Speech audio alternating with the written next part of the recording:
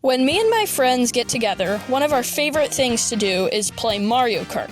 But whenever we do, we consistently encounter the same problem.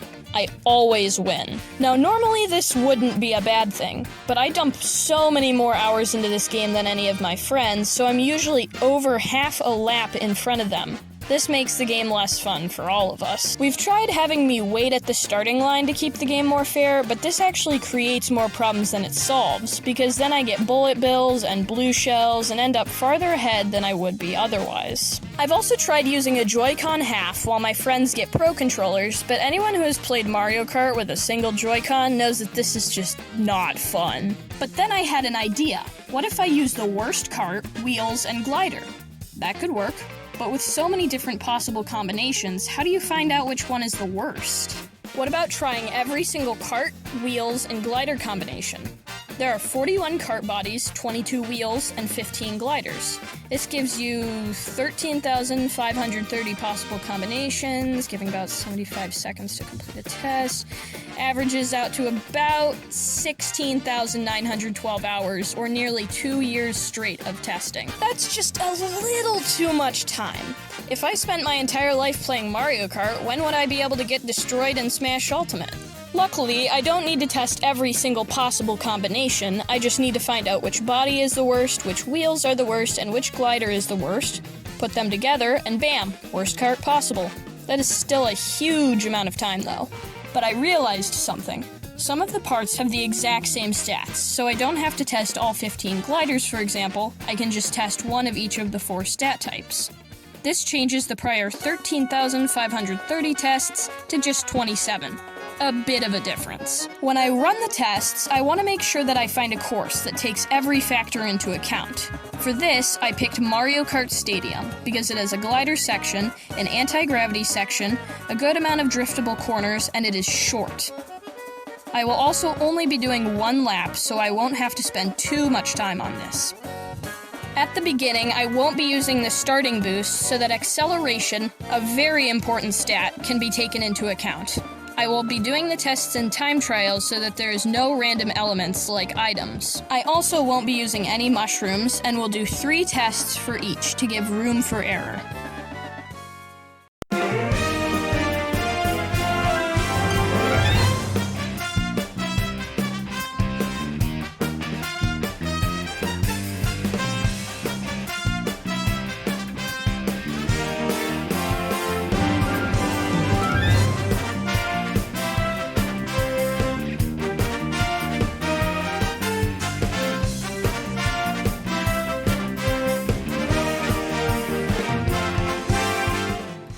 Tests and multiple hours later, I got the results for every cart, bike, wheel, and glider in the game. Then I realized something that I probably should have earlier. Yes, the cart affects your stats, but the character you pick plays an even larger part in determining how your cart performs. For example, a cart body can at max give you 5 speed points, but a character can give you up to 10. There are 42 to 44 different characters, depending on whether you count the different size classes of me as 1 character or 3. Again, most of these characters have the same stats as some other character, so this meant that I only had to do another 48 tests instead of 132. Again, I will do 3 tests for each to give room for error.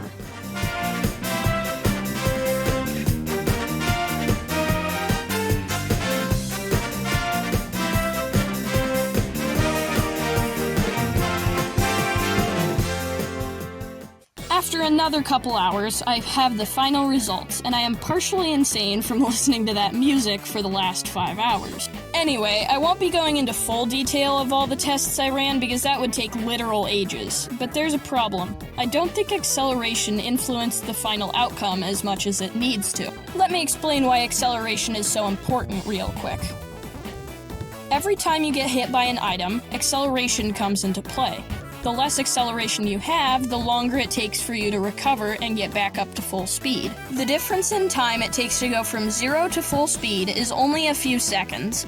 But in a competitive online match, when everyone finishes within the space of about 5 seconds, acceleration is literally the difference between first place and last place. So that is why I am going to be giving each part and character a final score based on both their acceleration and time from the tests. To do this, I will multiply the time by 10 to get rid of the decimal, and then we'll subtract 1 from the number for every point of acceleration the part has. This will mean that a lower score means a better part, and a higher score means a worse part. After I finished with that, I had a score for every part in Mario Kart 8 Deluxe. These results also seem to be pretty reliable, because all of the parts for the current meta combination were either in second or first place. The worst cart is the group which includes the standard ATV, the GLA, and the bad wagon. The worst wheels are the gold and metal wheels. The worst gliders are the super glider, the waddle wing, and the Hylian kite. The worst characters are babies Mario and Luigi, Dry Bones, and the small me. Even though these characters have a high acceleration, they have barely any speed, and their mini turbo isn't as good when compared to some of the other characters with around the same stats. Now that I'm seeing it in-game, this thing looks like a disaster as well. After playing a few matches with my friend, I still beat him, but the races are much closer than they used to be.